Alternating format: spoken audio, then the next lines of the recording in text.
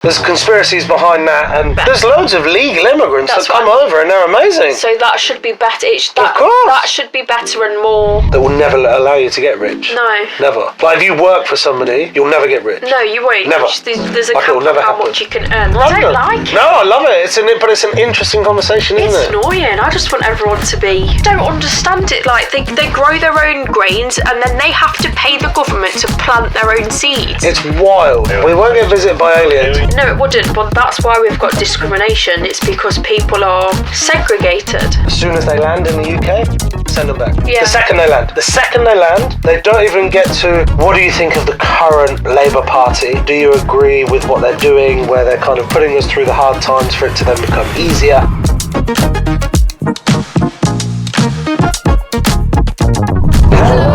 Welcome to the Confessional Podcast. I am Kimmi Kaiy. And I am Rick. And together, obviously, we are the Confessional Podcast 2.0. Woohoo! We're going to go straight into it today. I'm very excited to talk about the topics because she just told me what we're going to talk about. And there's lots of juicy stuff. But very, very, very quickly, Kimmi, how is life? How are you? What have you been up to? I'm good, yeah. What have I been doing? Really exciting things, actually, yeah, but I can't tell you about them just yet. Okay, I appreciate that. What about you? Yes, I do. Yes, but we won't talk about that because it's not interesting. What's interesting is the topics that we're going to be talking about today on the podcast. We do have a confession, which is pretty juicy. We are going to talk about Reform UK.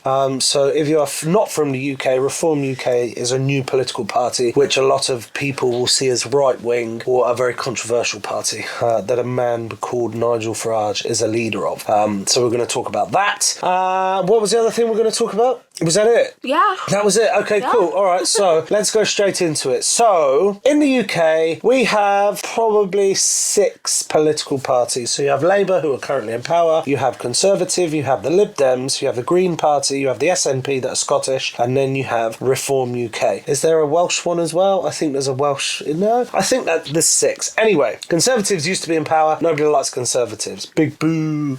They fucked up and they did Brexit and all that nonsense. Silly sausage. Anyway, now Labour are in, and they're supposed to be like all quite nice and soft and lovey-dovey. Anyway, it turns out that they've actually got a lot less popular, even though they've been voted in.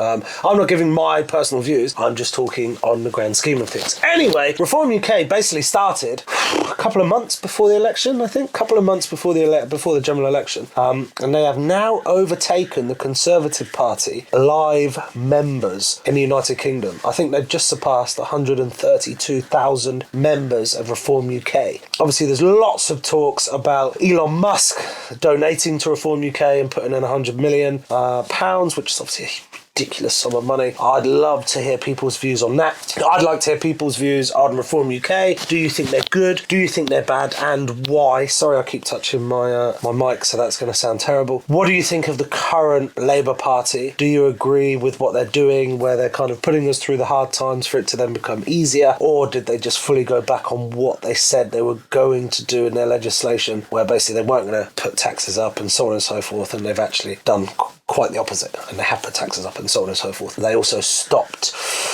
giving money to old age pensioners, obviously through the winter fuel allowance, but they are, again, this is me just talking on what's happened, not my personal opinion, but there's lots of people going, okay, so they've scrapped the winter fuel allowance, but we're still paying between £6 and £7 million a day for the refugees who come over here illegally from other countries. I'd love to. What's your... okay, come. I'm going to ask you.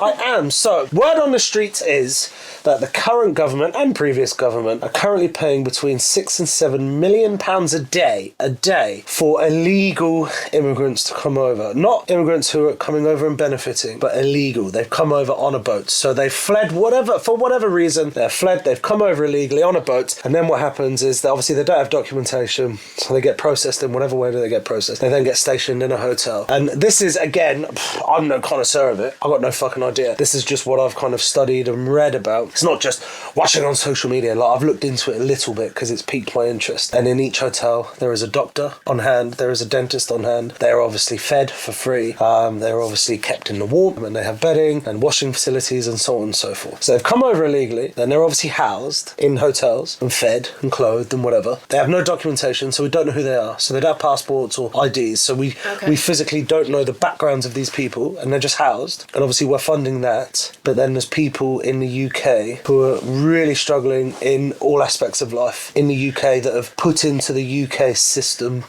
and paid taxes and benefited. People from other countries don't benefit this country. I think fucking our NHS would be fucked. I think social care would be fucked. I think retail and hospitality would be fucked without obviously having people from other countries coming in and helping and benefiting to our society and paying taxes and giving us multicultural societies, which is amazing. I think it's absolutely amazing. But people who have come over illegal, what's your opinion on it? So I'm a bit ignorant when it comes to politics, I'm not going to lie, so I don't really know what's going on. However, I know that there's a massive problem with homeless people in the UK. That's obviously an issue that's not being addressed. What are they spending £6 to £7 million on, and is it a long-term solution, or do they look after them and then send them back? No, they're not sending them back. My understanding is they're not sending them back until they're either granted asylum or rejected. But that process is a very long process. I don't know how that can continue like long term. I don't understand how that would work long term, because they're obviously not able to get jobs, are they, if they've got no ID? No. So that's why they're obviously housed, because they're human beings, and obviously as a human being everyone has rights. Yeah. But the contrary of it is these people are housed and fed in warmth, in shelter, and obviously the UK taxpayers pay for that. But then there's people who've paid into the UK tax system that are now struggling in lots of different ways, and they're not being helped. I can get why people are annoyed by it, because I was homeless with my kids and it took a very, very long time for them to house me. And I've obviously, I was actually working at the time, and I think that's bonkers. I actually think that's mental. However, we obviously can't just let them, we have to look after them in some way, right? Who? The people that are just coming over trying to escape from like wars or wherever they are. But they're not all coming over from escaped wars. Okay. They're just coming over because there's more opportunity for them. Right. They're basically taking advantage then of the system. Like, what would happen if we went over to somewhere else and... I don't think there's many other countries that give the handouts that we give to people who come into the country illegally. It's obviously a massive issue then, and they're taking that much money away from things that could help, like, the British population. Yeah. It sounds really shit, though. It just sounds a bit heartless when you say it like that. It sounds really heartless. Hey, I think the Labour government said that they were going to smash the gangs. That was what Keir Starmer, obviously the current Prime Minister, that's what he said. Smash the gangs! Right, but I think the only way to stop the gangs from being able to continue... So, again, my understanding of what I've researched of it is, I want to go to the UK. I'm from whatever country. I won't name a country and single one out, because somebody listening will be like, you shouldn't single that country out. So I'm from a country, and I pay... You're a people smuggler, and I pay you £10,000. Then you put me on a boat, and I go to Calais in France, and then I get on a rubber dinghy, and I go to the UK, and then I'm housed and fed. But then you're arrested. Then there'll be 3 people under you that will just continue doing it. And then the cycle will continue. However, and people will keep risking £10,000 to get over. Of course they will. They don't care. They're literally coming over and risking their lives. Yeah. Like they're falling into the ocean and dying. It's fucking brutal. This is just my opinion. I don't know how you would fix it, but my opinion is, and I'm not saying get them out of our country, they're the devil, but I think how you would prevent people from paying the £10,000 is, as soon as they land in the UK, send them back. Yeah. The second they land, they don't even get to shake somebody's hand and say, oh my God, I'm alive, I'm so thankful. Bosh, you put back on a ship, you're sent back somewhere. What if you're sending them back into a war zone then? Let's say they're sent back to Calais. They're gone, because then what will happen is word is spread that, okay, I literally stepped on the sand, and then they put me back on a ship. I didn't even get to fucking go for a wee, and I got sent back, so I've just wasted £10,000. Yeah. That's it. Because then what will happen is word will spread, and people will be like, oh, actually, well, if I go over and they're just going to send me back, why am I going to pay £10,000? Therefore, supply and demand goes down, because people aren't going to be wanting to come over. Because right now, people are loving life, aren't they? They're coming over and they're loving life. I appreciate they're kind of going over the water and, putting themselves in harm's way, like in actual real danger, but then when they get here, it's pretty good life. But are they coming from war zone? Where is there a war zone right now? Ukraine. But all the Ukrainians came over legally, all of them, every single one. Yeah. I mean, I can understand the draw from their point of view. Like, if they're living in poverty there and they can come here and... Oh, of course. It's a lot easier. And then if I could find 10 grand, I'd risk it for a biscuit. Of course I would. But if you'd done it and then got sent back and then it was my turn, I'd be like, well, I don't know if I want to part of my 10 grand now. I think it should probably be, like, looked at individually on an individual basis. But it's really difficult to do because they got no ID cards and you don't know who they are as a person. So you don't know whether they're... I mean, they could be criminals as well if you look at it They could be a fucking rapist, they could be murderers, they could be criminals in any fashion, or they could be a doctor. They could be a teacher. They could be the nicest, most humble person in the world. You don't know who they are because they don't have identification. We've definitely got an illegal immigration problem. Like, I don't know how it's sustainable to keep having people come over and just stay here and... Interesting, right? ...be fully supported. It's such a difficult topic to try and fix. So people are going, oh, well, the Labour government are just shit. And then people are going, oh, send them back. Get rid of them. But then where do you send them back to? Yeah, that's the issue, isn't it? Like, I do have a bit of empathy for them, so it's hard. I don't have empathy for them in any respect. So who should be looking after them then if we're not going to take them in? Like, I'll put it in a different way. So if I seen someone on the street that didn't have a home, I want to help them. Of course. And it's hard to just walk away and leave them on the street with nothing. Yeah. But why does the taxpayer who doesn't want to fund them have to keep funding them? Yeah, I mean, and I wouldn't be able to support a homeless person forever. That's not something that... Because what's really interesting, And I couldn't take every homeless person home. What's really interesting is when the Ukraine war first started, loads of Ukrainians were fleeing a war zone. They were actually fleeing a fucking war zone. And then people were protesting, help the Ukrainians, bring them over, love them. And I'm not saying we shouldn't, of course, it's a war zone. But then somebody went round and gone, oh, okay, cool. So you want to help the Ukrainians and bring them over? Would you be willing to house one? And they're like, oh, no, I don't have the space, I don't have the money. And they're like, okay, so where do we put them? Yeah. Because if you're not going to, and you're not going to, and you're not going to, and you're not, where do we put them? And who funds that? Interesting, right? What if, like, so in another way, what if something happened here? So war kicked off here and we had to flee. Where would we go? Well, hopefully there will be a legal solution where we would be able to flee to another country with paperwork and documentation to state who we are, and then we would be housed accordingly. So you're saying that the system to be an immigrant should be better? There's loads of legal immigrants that come over and they're amazing. So that should be better. Of course. That should be better and more... If you come over and you've got zero paperwork, we shouldn't allow them in.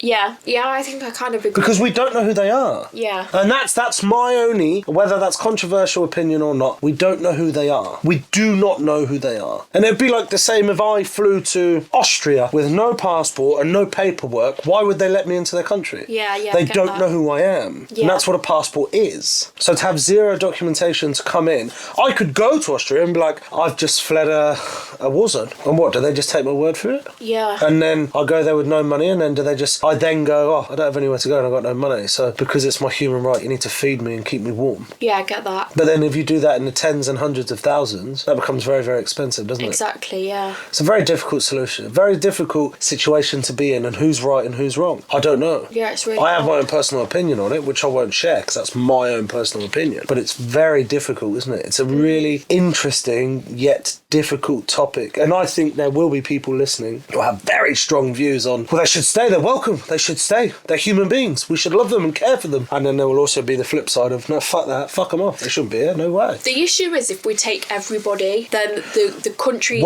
basically... When does it stop? Exactly, the country would be fucked because we wouldn't have enough to go around everybody. Like, the people that live here would suffer, like the British citizens would suffer. We are already. Yeah. We are already. Like, we literally are. That's the issue. You've got to sometimes prioritise yourself first and then do what you can for the rest. Interesting, isn't it? It's a really hard topic to agree or disagree with. It is, yeah.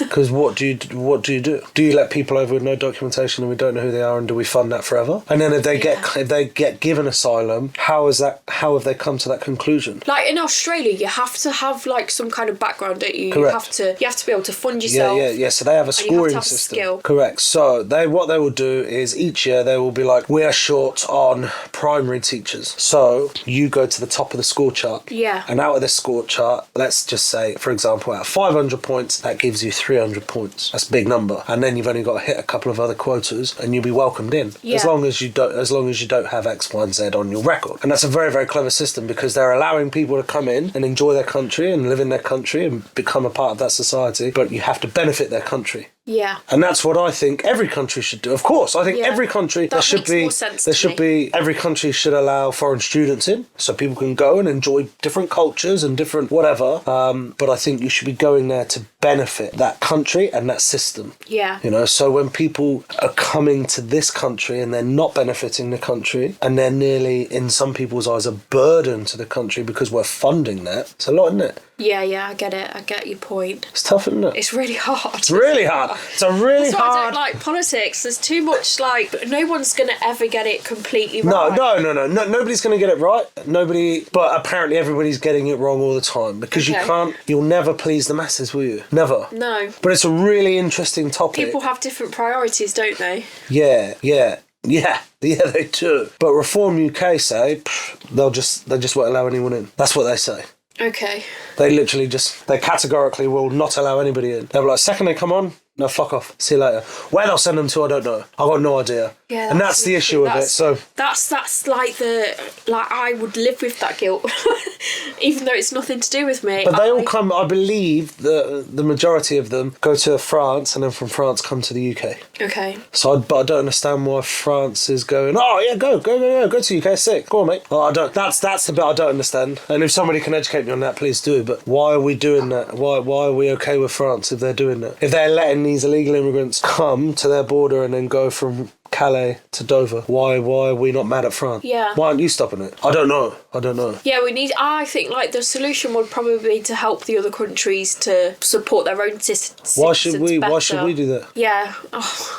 No, I'm just asking the questions that people would ask. It's hard. Why should we do that? Because that also benefits us as well. But how? By them not wanting to come here. But then, so we're not spending money on them in hotels now, but we're giving their country the money that we'd be spending anyway. I don't mean sending money and stuff. I mean like guidance and counselling and... They don't give a fuck about that. I mean? They want money, bro. Oh, it's hard. If somebody offers you 100 grand or guidance and counselling, what are you going to take? I'm glad I'm not in politics. But what are you going to take? Yeah, money. Exactly. Give me the dollar. Yeah. See, it's tough, isn't it? It's a really difficult subject to talk about without either being really too soft and you're like, oh, and then people going, oh, they're a bit of a fanny. They're really soft. Or sounding like you're an outright fucking heartless racist against all other races and religions and you don't want them in our country and send them back. But it's really difficult to be in the middle. That's why I wanted to talk about it, because in an ideal world, the world should just be open and everyone just go where the fuck they want with no governments. No, you're crazy. No.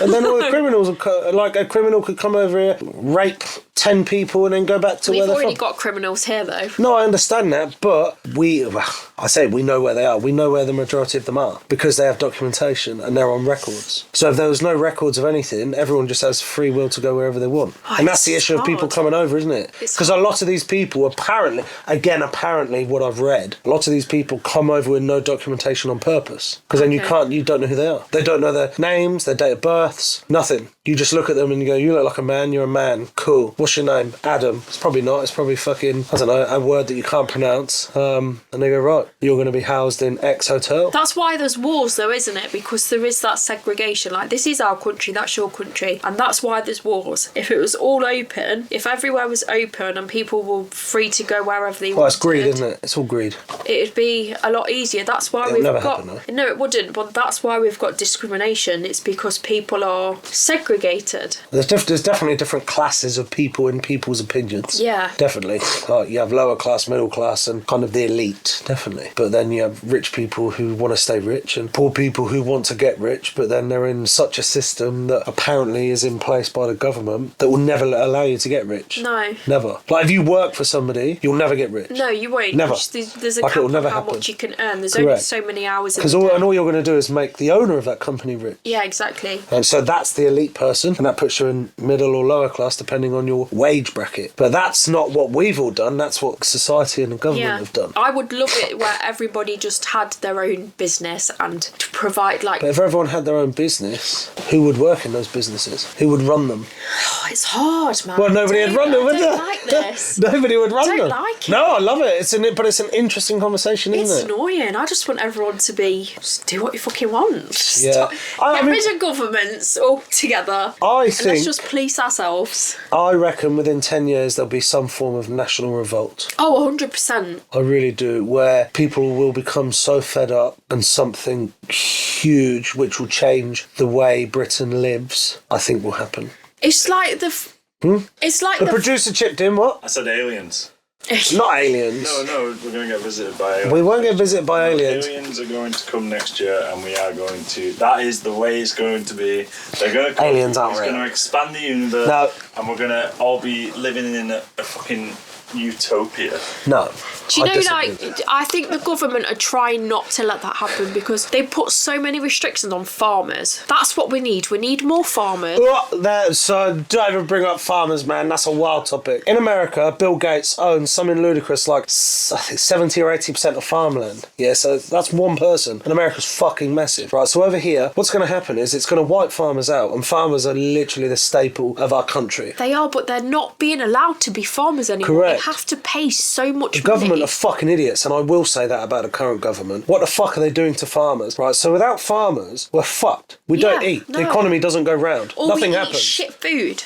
We don't, because we don't have any food. Yeah. So we don't. So so if dairy farmers stopped for 2 days, there'd be no milk on the shelves across the whole of the UK. And then we'd have no grain. If we have no grain, we've got no fucking bread. We've got no beer. We've got so many ingredients that we don't have. If you stop farming, you don't get cheese because you don't get milk or anything. You don't get eggs, and that ingredient goes into so much food. Like, if farmers stop, we're fucked. We're actually fucked. I just don't understand it. Like, they grow their own grains and then they have to pay the government to plant their own seeds. It's wild. That's insane. What also makes no sense is, technically, right, farmers don't earn a fucking shitload. No, they Right, don't. so they live on land that they've inherited through generations and generations and generations of hard work. Okay, so let's say your farm is worth 10 million. Your farm income makes 23 million, but your outgoings are 22.9999 million. But you've produced, I don't know, 10 million eggs. And Exactly. these are stupid numbers. 200 million litres of milk. And you've contributed to the hunger and the need and the requirement that the UK needs to stay sufficient. So the farmer has worked fucking hand and fist really, really hard, employed people, kept the British economy going, kept the farmland going. They've made a very little amount of money on it and worked incredibly hard. But then, because your estate is worth 200 million, when you die, so I die, I'm the father, you're the daughter, you inherit it, you then have to pay tax on it, so you're going to have to sell probably a quarter of that farm to pay that tax bill. Yep. So then you can only farm 3/4 of that. Repeat that process again, you then have to sell another quarter, and then before you know it, within 4 or 5 generations, farms are gone. Yep. And then who buys up that farmland once so you have to sell that land to pay that tax bill. Who buys that farmland? Huge corporations. Yeah. And dickheads like Bill Gates. For what reason? There's conspiracies behind that, and yeah, mate. So I think fucking I'm 100% behind the farmers, and if you're not behind the farmers, you're an absolute numpty. That's It's just my like opinion. they're selling their 10 million eggs for pittance, and then the government or corporations are selling them for much more. Oh, and of getting course. all the It's greed. profit It's all for greed. All that hard work It's all that they've greed. done. So I saw a video where a farmer was like, mate, like we did like 10 million in revenue this year. How much did I pay myself? 35 grand. He was like, but how many mouths did I feed? Probably fucking millions. Exactly. Probably. It's insane. We should be but- encouraging more farmers. But like, look at the supermarkets. They're making record profits. Mm-hmm. 4, 5, 6, 700 million pounds in profits from produce that our farmers have made. Madness. It doesn't make 700 sense, million does it? profit, and the farmer paid 30 grand, and he probably worked 95 times harder than the dickhead who fucking works for the supermarkets. No, 100%. it's ridiculous. It's so insane. The country's just fucked. I don't know if it's fucked, but I think people have just got too used to government and just agreeing to whatever they say. I think what's happened now is because of social media, people, obviously there can be fake news that goes out and people will latch onto that. And they're like, right, that's my opinion. But if you educate yourself properly through proper sources of news and articles and whatever, and you you really study it, there's definitely things going on behind the scenes that we don't know. Yeah, 100%. 100%. There's things going on behind the scenes that we don't know, we can't even fathom or think about, because otherwise it makes no sense. Why would they make the decisions they make? Why would you want to penalise farmers so that they're basically, over a period of 3 or 4 generations, lose 100% of their farmland? Why? Who wants to gain that land? Yeah. Why? And that's been in their family for 8 generations. 8 generations is a fucking long time. We all know that. Why? Yeah, it doesn't make no sense. It's ridiculous. It's actually ridiculous. Like, there's so much stuff going on at the moment, and people are like, you know what, we need severe change. So that's why I think people are leaning towards reform. And I'm not saying I do or I don't, but I think that's why reform will be getting so much traction, because they want such severe change and a shock to the system. So that's why they're gaining so much traction, because that's what reform are promising to do. Yeah, just something different. Something drastically, not just different, but like categorically drastically different, that I don't think the UK has seen for many, many, many prime ministers. I voted for Green Party because I'm more about the bigger picture. But they're never going to be in power. No, they won't. No, Never. well, They'll never be in power. they'll never be in power because no one votes. Correct. But their policies were pretty shit as well. And they weren't, like, they wanted to get rid of nuclear power. And if we get rid of nuclear power, our grid won't be able to cope and nobody will have power in like 5 years. I think that's going to happen anyway. We won't get rid of nuclear power. I think people are going to go back to the good old days. I think that's... Well, of lighting a fire in your garden. 100%. I think people are going to start making their own food. I would... Yeah, but how if there's no fucking land? I don't know. Because all the corporations are buying it. How'd you do that? I think there's going to be a massive influx of people living off grid. I would love to see less technology and more human interaction. Yeah. That's what I wish that my children got to have the same child experience that I got. Not from what I got from my parents, because they were shit, but from what I got as a child, where I got to have an imagination and play and go outside and play Kirby and go on my bike and climb trees and I don't ever let my kids play out. Never. Not even on the street. Nobody does. And we used to be out until and there'll be people listening and going, oh, well, you can do that. You can't, because it's not normal. No. It's not the normal thing to do. No. You'd probably have neighbours now that will be cross that your children are out on the street kicking a ball. Yeah. Careful on my car! What are you doing? You're making noise! Like, it would be terrible. Yeah. Whereas when I was a kid, that's all you heard. Yeah. And all you did. Everyone did it. Whereas now it's the opposite. So I hope that for when my kids have kids, I hope that it's gone back to that. I hope that people put their phones down more and actually interact, because the more we interact with people, the less anxiety we'll have and the less stresses we'll have, because we've learned how to interact and we've learned how to read people and body language and interaction. I think the way the world is currently moving is fucking terrible. Yeah, I don't know if that's because we're old though. Do you know when our parents and we were kids and they were like, oh, video games are so awful. Yeah. And then we grew up a little bit. But they didn't have them. No. But that was probably... And we didn't have social media. No, we didn't. Thing. And I loved it. Yeah. Like, as much as we post this on social media for other people to enjoy, it's a really interesting concept, isn't it? Because I'm sat here going, I think social media can be the devil. Yeah. Like, I really do. It's the brain rot content. It's the fake news. It's all the celebrity drama. Yeah. It's the 30-second videos that you're just scrolling for hours that literally mean nothing. Nothing. And you've wasted 4 hours of your day. Yeah, I mean, you could have been out exploring, adventuring, whatever. speaking Like, to you your could kids, be doing speaking to your family. You fucking make a loaf of bread. Yeah. From scratch. Like, do you know what I mean? Like, in 4 hours, you can do a lot in 4 hours. And we've just laid on our sofa doing that. And your kid's gone, oh, I'm hungry. And you're going, cool, get some crisps. Because you just want your serotonin fix. It's mad, isn't it? I read that it's endorphin addiction. Yeah, that's right. Yeah, it's dopamine. Fix. That's it. That's dopamine addiction. It's sad. It's weird, isn't it? Anyway, make sure you watch the next episode. Yes. Did we have the confession? Oh shit.